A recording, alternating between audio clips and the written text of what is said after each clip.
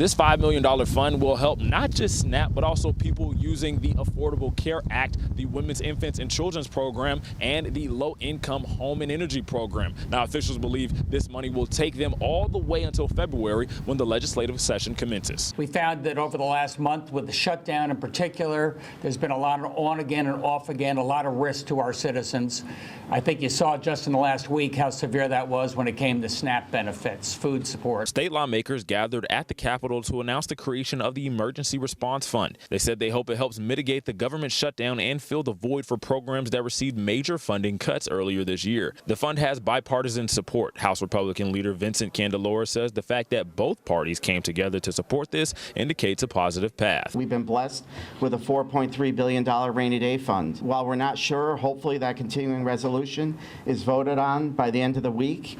If it's not, we will be giving the governor the tools to be able to supplant those programs that are so important to our residents in Connecticut. If passed, the funding will be pulled from the state's rainy day fund. Governor Lamont will make suggestions to lawmakers based on where the fund should go and how much of it will be used. With the resolution looming to end the government shutdown, Candelora anticipates some pushback. We all emphatically supported this concept last week, certainly.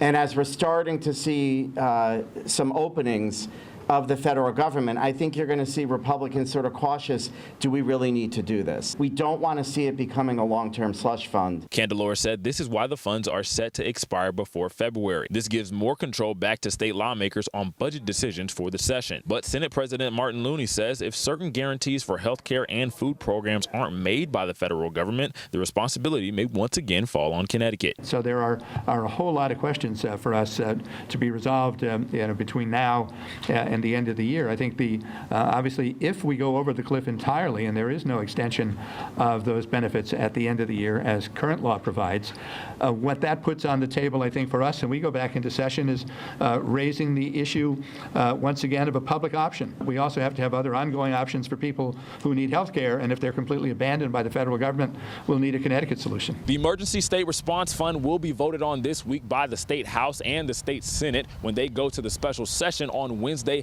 and Thursday. During that time, the governor will also declare a fiscal state of emergency. At the Capitol, Jamel Johnson, Fox 61.